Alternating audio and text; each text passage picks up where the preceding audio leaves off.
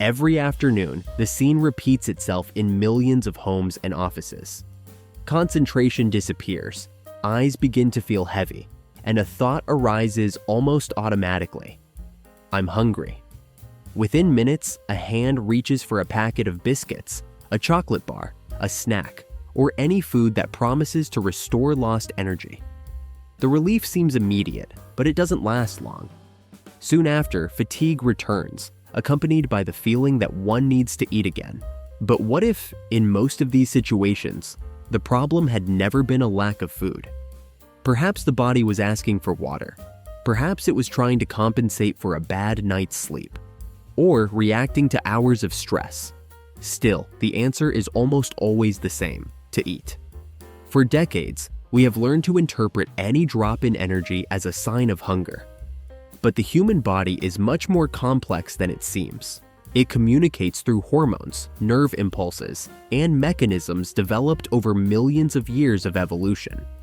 The challenge is that these signals don't always arrive clearly. In a routine marked by little sleep, excessive screen time, constant pressure, and highly palatable foods, different messages can begin to seem exactly the same. This is where one of the most common misconceptions of modern life arises: confusing the need for rest with the need for food. The consequence goes far beyond a few extra snacks. This confusion can influence body weight, energy levels, concentration, mood, and even how we perceive our own health. Many people believe they lack willpower when in fact, they are simply misinterpreting the signals sent by their own bodies. But how does the brain decide it's time to eat? Why can a bad night's sleep so greatly increase the craving for high-calorie foods? And how can something as simple as drinking too little water make the body feel hungry? Answering these questions means unraveling a fascinating investigation into human evolution, the hormones that control our behavior, and the modern habits that silently confuse our bodies every day. And the first clue to this story begins long before the existence of supermarkets, restaurants, or delivery apps. Long before clocks, offices, or refrigerators full of food existed, humans lived in a completely unpredictable world. Eating wasn't a routine, it was an opportunity. Our ancestors never knew when they would find their next meal. Some days were marked by an abundance of fruits, roots, or meat obtained from a successful hunt. On others, scarcity could last for days. The organism needed to develop extremely efficient mechanisms to ensure survival in the face of this uncertainty. This is how biological systems capable of conserving energy, stimulating the search for food, and increasing interest in higher calorie foods whenever the body perceived some kind of threat emerged. In that environment, these mechanisms were extraordinary. Feeling an intense urge to eat after strenuous physical exertion or after a period of fasting increased the chances of survival. Saving energy when tired also made sense. Each calorie saved could represent another day of life. The problem is that the world has changed much faster than our biology. Today, for most people, the difficulty isn't finding food. It's available anytime, practically anywhere. In just a few minutes, an app delivers hundreds of high-calorie options to your doorstep. But the brain continues to operate with a program developed for an environment of scarcity. And there's a detail that few people realize. The body doesn't only identify a lack of food as an alert situation. Various types of stress can also be interpreted as signs that something is wrong. Sleeping too few hours, spending days under pressure, facing long periods of mental work, practicing intense exercise without adequate recovery, even mild dehydration. All these factors represent challenges to the body's internal balance, and when this happens, ancient survival mechanisms kick in. Instead of simply saying you need to rest, the brain may increase the appetite for foods high in sugar and fat, because throughout evolution, they represented the quickest way to obtain energy. It's not a mistake by the body. It's a strategy that has worked for thousands of generations. Imagine a prehistoric hunter who spent hours walking under the sun without finding food. When you find ripe fruit or a source of honey, your brain needs to generate a huge feeling of reward to encourage you to eat as much as possible. That opportunity might not come around again anytime soon. This mechanism still exists. The difference is that today it can be activated after a stressful meeting, a bad night's sleep, or an entire afternoon in front of the computer. The brain doesn't perfectly distinguish a physical threat from many modern pressures. It simply interprets that something requires more energy to keep the body functioning. Another important aspect involves sleep. For practically all of human history, the cycle of light and darkness naturally regulated rest times. People woke up with the sunrise and reduced their activities when night fell. Artificial lighting, electronic devices, and urban life have completely changed this pattern in just a few generations. From an evolutionary point of view, this happened yesterday.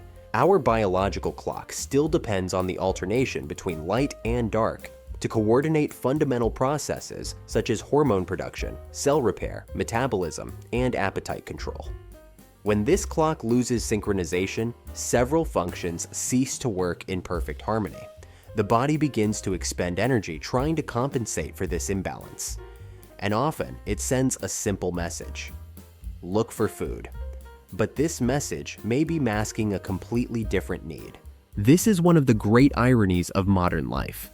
The more tired people get, the more they believe they need to eat to regain energy. In some cases, this actually happens. If someone has gone many hours without eating, physiological hunger is an expected response. But in countless other situations, the body is simply trying to cope with lack of rest, accumulated stress, or minor changes in internal balance. Food offers a quick reward, especially foods rich in sugar and fat, which activate brain circuits linked to pleasure and motivation. Relief exists, but it is usually temporary. A short time later, the tiredness remains, because its true cause was never resolved. It's like filling up a car when, in reality, the problem is the battery. You can even put in more fuel, but it will still not function properly. This perception completely changes how we understand hunger. Perhaps it's not always a request for calories. Sometimes it's just the language the body has found to say it needs something else. And that's precisely where science begins to reveal a surprising discovery. Not all cravings stem from a need for energy. In many cases, it's built by much more complex brain mechanisms, capable of transforming emotions, habits, and even a simple forgotten glass of water into a false sensation of hunger. Imagine two people feeling exactly the same urge to eat at 4 in the afternoon. The first has gone 7 hours without a meal. Their stomach is empty, energy levels are starting to drop, and the body needs nutrients to continue functioning normally. The second had lunch just over an hour ago. Even so, they feel an almost irresistible craving for a sweet treat or a high-calorie snack.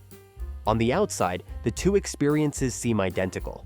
On the inside, they are completely different. It is precisely this similarity that makes millions of people confuse distinct needs with the same solution: eating. In practice, there are at least 4 situations that are usually interpreted as hunger, although they have very different origins. The first is physiological hunger. It arises gradually. The stomach may start to rumble, attention gradually decreases, and practically any food seems satisfying. It doesn't matter if it's rice, fruit, vegetables, or a sandwich. The body's goal is to obtain energy and nutrients.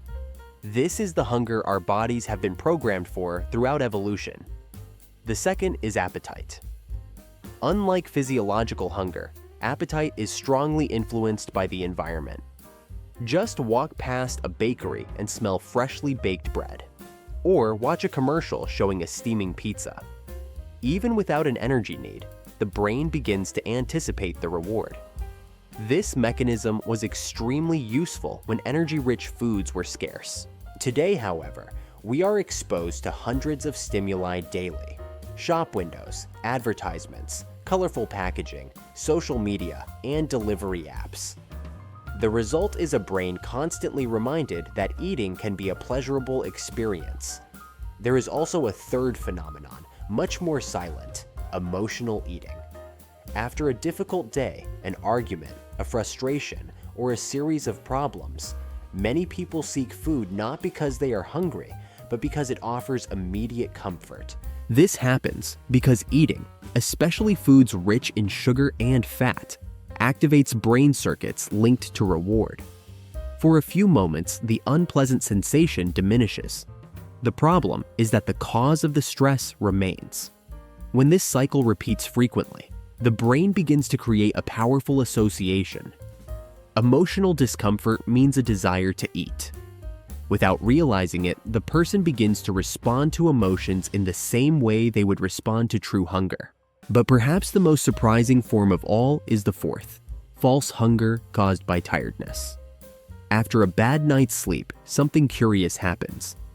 Even if the body's energy reserves are still sufficient, the brain starts looking for quick ways to compensate for the feeling of fatigue. And few strategies are as efficient as increasing the appetite for high-calorie foods. That's why so many people report an almost uncontrollable craving for sweets, salty snacks, and fast food after sleeping little. It's not just a lack of discipline, it's a biological response. Similarly, prolonged stress also alters how we perceive hunger. When we face constant pressure, the body goes into a state of alert. In acute situations, this mechanism can even temporarily reduce appetite. But when stress becomes chronic, many people begin to crave more energy-rich foods, especially those high in sugar and fat, which provide a quick feeling of reward. The brain is trying to relieve tension using a resource it knows very well. There is also another almost invisible detail: thirst. The body depends on water for practically all its functions: circulation, temperature regulation, nutrient transport, cell function, and energy production. When we start to become dehydrated, the signals sent to the brain are not always specific. In some people, mild dehydration causes fatigue. In others, it reduces concentration. Some develop headaches. And there are also those who interpret this discomfort as a desire to eat. This happens because the brain regions responsible for regulating hunger, thirst, and energy balance work in an integrated way. Under certain circumstances, especially when we are distracted or following a fast-paced routine, these signals can be easily confused. That's why some people notice that urgent hunger disappears a few minutes after drinking a glass of water. The body was never asking for food. It was asking for hydration. Another important aspect is the speed at which we live. Many meals are eaten in front of screens, during meetings, while driving, or answering messages. The brain receives food, but it hardly registers the experience of eating. When this happens, satiety mechanisms become less efficient. The meal ends before the body has enough time to communicate that it has received adequate energy. Shortly after, the impression arises that something is still missing. In reality, the problem wasn't the amount of food, but the lack of attention to the body's own signals. All these factors overlap daily: a bad night's sleep, insufficient water intake, work pressure, excessive food stimuli, and highly palatable foods available at any time. The result is a brain trying to interpret dozens of messages simultaneously. And, faced with this confusion, the quickest response is usually to seek food. But there is an even more intriguing question. If these signals are produced by the body itself, what exactly happens inside the brain that causes poor sleep, stress, or insufficient water intake to increase the desire to eat so much? The answer lies hidden in a delicate balance between hormones, metabolism, and brain reward circuits, a system so sophisticated that small changes can completely alter how we perceive hunger, fatigue, and satiety. For a long time, it was believed that hunger was a simple response. The stomach emptied, the brain was notified, and it was time to eat. Today, we know that the reality is much more sophisticated. The sensation of hunger doesn't originate in a single place. It's the result of a constant conversation between the brain, the digestive system, adipose tissue, the liver, muscles, and various hormones that work together to maintain the body's balance. While you watch this video, millions of chemical messages are circulating through your body, informing you how much energy is available, how much has been spent, and which needs must be met first. The brain functions as a large control center, but it depends on the quality of this information. And that's precisely where sleep, hydration, and stress begin to interfere. One of the protagonists in this story is a hormone called ghrelin. Produced primarily in the stomach, it usually increases before meals and decreases after we eat. Its main function is to signal to the brain that it's time to seek food. So far, everything seems simple, but researchers have discovered something surprising. When a person sleeps less than they need, ghrelin levels tend to increase. In other words, the brain receives a more intense signal that it needs to eat, even when energy reserves are still sufficient. At the same time, another hormone called leptin, produced by fat cells, can decrease after nights of poor sleep. Leptin functions almost like a satiety messenger. It informs the brain that there is stored energy and that there is no urgency to continue eating. Now imagine both phenomena happening simultaneously. The hormone that stimulates hunger increases. The hormone that reduces appetite decreases. The result is predictable. The desire to eat grows. And, curiously, it is not usually directed towards foods rich in fiber or vegetables. Several studies show that sleep deprivation increases the preference for highly palatable foods, especially those rich in sugar, fat, and calories. This happens because the brain is not just looking for energy, it is looking for quick reward. After a bad night's sleep, brain regions linked to pleasure and motivation become more sensitive to food stimuli. At the same time, areas responsible for self-control and decision-making tend to function less efficiently. It's like driving a car where the accelerator has become more powerful while the brakes have lost some of their strength. This helps explain why so many people say, "I knew I didn't need that sweet, but it seemed impossible to resist." It's not just a matter of willpower. There is a biological alteration influencing this decision. Another important character in this investigation is cortisol, known as the stress hormone. Despite its negative reputation, cortisol is essential for life. It helps regulate blood pressure, participates in metabolism, contributes to the immune response, and prepares the body to face challenges. The problem arises when stress ceases to be an exception and becomes constant. Elevated cortisol levels for long periods can influence appetite and encourage a greater search for energy-rich foods. For many people, eating provides a temporary feeling of relief, reinforcing a cycle in which stress and food become intertwined. But there's a detail that often goes unnoticed. Not all tiredness represents a lack of energy. Think about a bad night's sleep. You wake up exhausted. You yawn several times. You have difficulty concentrating. This feeling seems to indicate that the body needs fuel. In reality, much of the fatigue is related to recovery processes that did not occur during sleep. The brain interprets this state as a challenge, and one of the possible responses is to increase the motivation to eat. It's an attempt at compensation. Not because there's a lack of calories, but because the body is looking for any strategy to help cope with that moment. Hydration also plays a much larger role than we imagine. Even small losses of body water can reduce physical and cognitive performance, increase feelings of fatigue, and hinder concentration. When this happens, some regions of the brain interpret the discomfort as an urgent need to obtain resources. Depending on the person and the context, this message may be perceived as thirst or as hunger.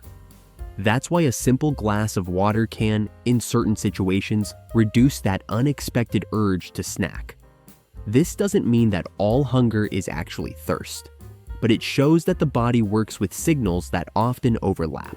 Another field of research that has gained prominence in recent years involves so-called circadian rhythms, the biological clock that coordinates virtually all bodily functions over 24 hours.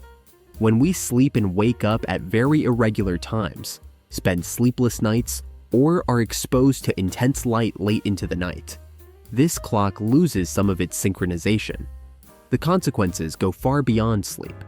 Hormones linked to metabolism may be released at inappropriate times. Insulin sensitivity may vary. The perception of hunger changes, and physical disposition itself tends to decrease. The body continues to function, but it works outside the rhythm for which it was programmed. There is also a fascinating aspect. The brain doesn't make decisions solely based on immediate needs. It also learns. Whenever food provides immediate pleasure during a moment of stress or fatigue, the brain registers that experience. In the next similar situation, the likelihood of repeating the same behavior increases. Without realizing it, we create mental shortcuts. Tired? Look for sugar. Anxious? Order a snack. Bored? Open the refrigerator. These patterns can become so automatic that they cease to depend on physiological hunger. They become habits. And habits are incredibly powerful. The good news is that the brain also learns new pathways. Just as it associates food with relieving fatigue, it can learn to recognize that, in certain situations, what really solves the problem is resting, drinking water, taking a break, or simply sleeping better. But before discovering how to reprogram these patterns, there is still a fundamental question. If science already understands a good part of these mechanisms, why do so many people continue to confuse hunger with fatigue every day? The answer is not only in biology. It's in the environment we live in, an environment carefully constructed to compete for our attention, reduce our rest, and offer food as a solution for practically any discomfort. The alarm clock rings. Many people hit the snooze button again. They slept little. They get up in a hurry, skip breakfast, or eat whatever they can find on the way. The cell phone starts vibrating even before they leave home. The day hasn't even begun, and the body is already working under pressure. This routine seems so common that it no longer attracts attention. But it is precisely in this routine that the confusion between hunger and tiredness begins. The human brain was developed to respond to specific challenges. A danger appeared, the body reacted, and after the situation passed, everything returned to balance. Today, however, many people live in a state of almost permanent alert. Messages arriving all the time.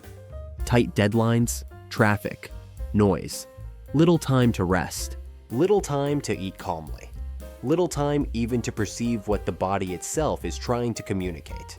In this scenario, internal signals begin to compete with a huge amount of external stimuli, and almost always, external stimuli win. Just observe what happens in an office during the afternoon. Someone mentions they're craving something sweet. Within minutes, other people also begin to feel the same craving. It wasn't the stomach that changed, it was the environment. The brain is highly influenced by social context. Seeing other people eating, smelling pleasant aromas, or simply seeing available food can awaken the desire to eat, even when there is no physiological need. This phenomenon explains why we often open the refrigerator just because we pass by it, or grab a handful of snacks while watching a movie, even after a full dinner. We're not just responding to hunger, we're responding to the environment. There's another, even more powerful factor: ultra-processed foods. For most of human history, finding a combination of high sugar, high fat, and low effort was practically impossible. Today, this combination is everywhere. It has been carefully developed to be extremely tasty. This doesn't mean there's a conspiracy or that a single food is the great villain. This simply means that our brains react very intensely to these characteristics because they represented an evolutionary advantage in a world of scarcity. The result is that when we are tired or stressed, these foods seem even more appealing. They offer a quick reward, require little preparation, and activate brain circuits related to pleasure. For a few minutes, everything seems to improve, but the effect usually disappears quickly. The tiredness continues, the stress continues, and a short time later, another craving arises. Without realizing it, a cycle begins. The person feels fatigued. They eat to regain energy. They receive temporary relief. The discomfort returns. They believe they need to eat again. The more this behavior is repeated, the more automatic it becomes. Another modern habit also contributes to this confusion: distracted eating. It's common to eat while looking at your cell phone, answering emails, watching television, or participating in meetings. When this happens, the brain dedicates less attention to the act of eating.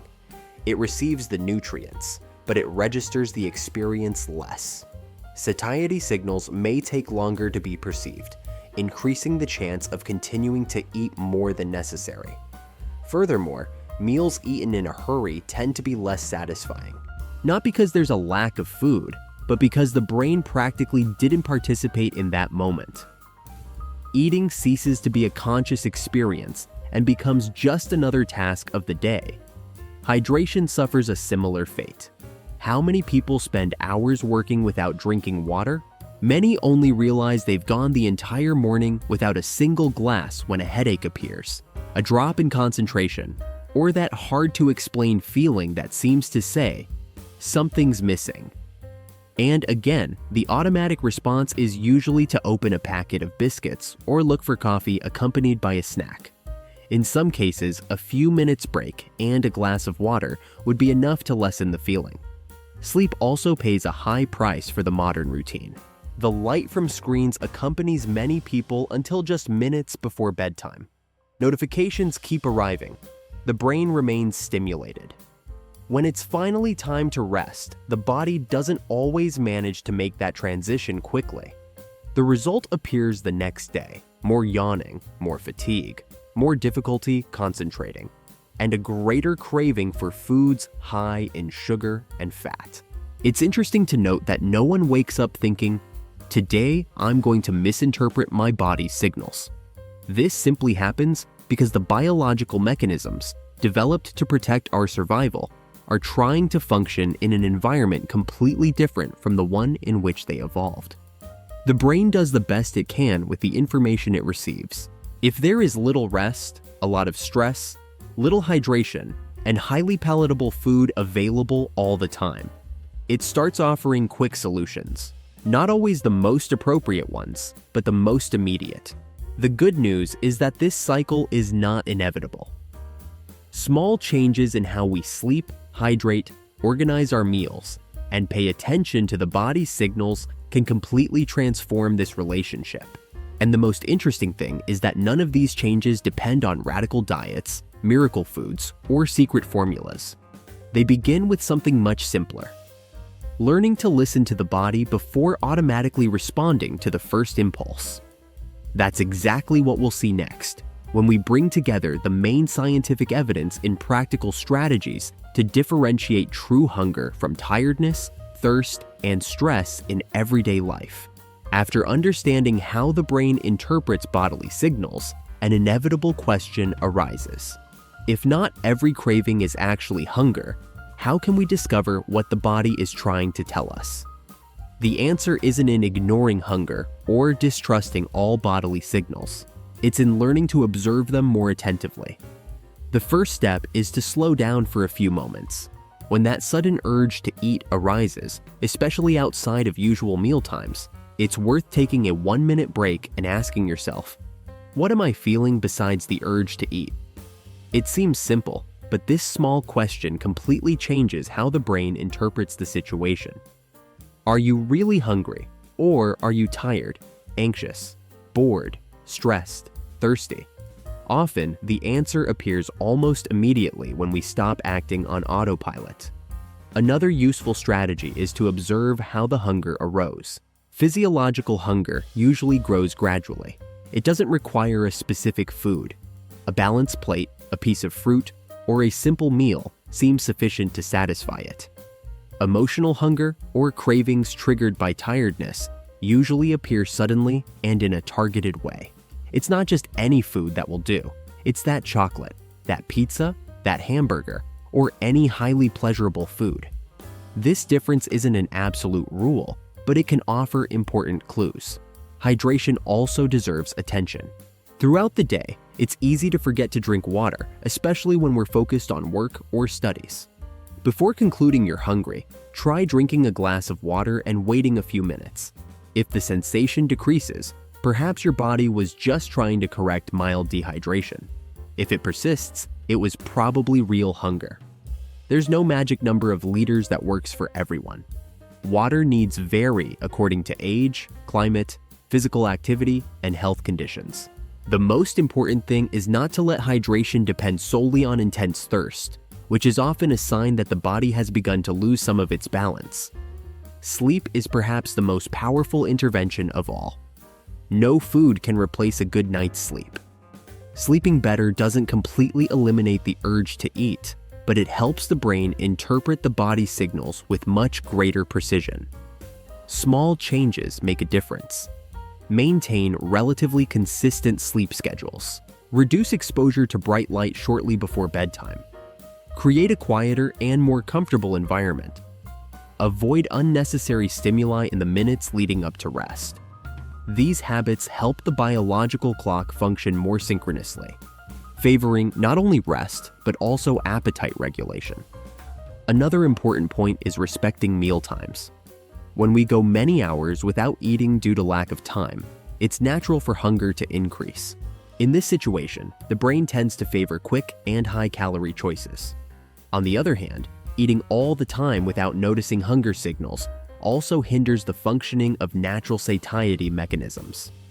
Finding a food routine compatible with your reality is usually more efficient than following rigid rules. The quality of food also influences how we feel throughout the day. Meals that combine proteins, fiber, healthy fats, and minimally processed carbohydrates tend to provide greater satiety and a more gradual release of energy. This doesn't mean that a single food has special powers. The overall eating pattern is much more important than occasional choices. It's also worth paying attention to the environment. If all the most visible foods in the house are ultra-processed, it's natural that they will be the first option when tiredness or stress arises. The brain tends to choose what requires less effort. Small changes in kitchen organization, such as leaving washed fruits in sight or making nutritious options easily accessible, can influence decisions without relying solely on willpower. Another powerful habit is mindful eating. This doesn't mean turning every meal into a lengthy ritual. It simply means allowing the brain to participate in the moment, to savor the flavors, pay attention to the texture of food, chew slowly. Observe when satiety begins to appear. These signals take a few minutes to reach the brain. When we eat too quickly or are completely distracted, this communication loses efficiency. Finally, there is a change that is perhaps even more important. Stop seeing the body as an adversary. For a long time, the dominant message was that feeling hungry was a sign of lack of discipline. Today, we know that the reality is quite different. The body is not trying to sabotage you. It is trying to protect you. Even when it interprets a signal imperfectly, it is using mechanisms that have ensured the survival of the species for thousands of years. Learning to listen to these signals with curiosity instead of guilt can completely transform the relationship with food. Because in the end, the goal is not to eat less, nor to eat more. It is to eat when the body really needs it, and to offer rest when what it is asking for is not food, but recovery. This is perhaps the most important difference between reacting automatically to impulses and building a conscious relationship with one's own health. And it is precisely this discovery that brings together all the pieces of this investigation. Perhaps the greatest discovery of this investigation is realizing that the body rarely sends messages without reason. The real challenge lies in how we learn to interpret them. Throughout this documentary, we saw that hunger doesn't always originate in the stomach.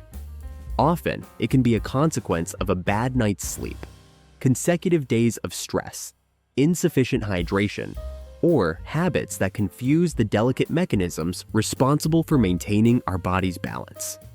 This doesn't mean that every craving is false. Nor does it mean that we should ignore the body's signals. It simply means that there is a huge difference between reacting automatically to every impulse and understanding what is really happening inside us. For millions of years, our brain evolved to ensure survival in an unpredictable environment. Today, it continues to use practically the same mechanisms, but in a completely different reality, where food is available all the time, rest has become scarce, and stress is part of the routine for millions of people. When we understand this, we stop seeing eating as merely a matter of willpower. We begin to see it as the result of a complex interaction between biology, behavior, and environment. And this change in perspective makes all the difference. Before reaching for a snack during the next energy dip, it might be worth pausing and asking, is my body really asking for food? Or is it asking for a few minutes of rest? A glass of water? A better night's sleep? Or simply a moment to breathe and slow down? Small questions like these can prevent automatic decisions and strengthen a much more conscious relationship with one's own health. If there's one message worth taking away from this video, it's this. Learning to listen to your body is as important as learning what to put on your plate. No single food solves all problems. Similarly, no single food is responsible for them. It's the habits built day after day that shape our energy, our mood, and our health over the years. The next time you feel that unexpected urge to eat, try observing the context before acting. Perhaps you'll discover that the answer wasn't in the refrigerator, but in something your body was trying to communicate in another way. If this documentary gave you a new perspective on something so present in our daily lives, share your experience in the comments. Have you ever noticed that you were tired or thirsty when you thought you were hungry? Your experience can help others recognize these signs as well. If you enjoyed this content, please like and subscribe to the channel. This way, you can follow the upcoming documentaries, always based on scientific evidence and presented in a clear, balanced, and accessible way. And if you want to continue understanding how small daily choices influence metabolism, diet, and health much more than we imagine, click on the next video that is appearing on the screen. I'm sure it will change the way you see another seemingly common habit, but one surrounded by myths and surprising discoveries. Until the next documentary.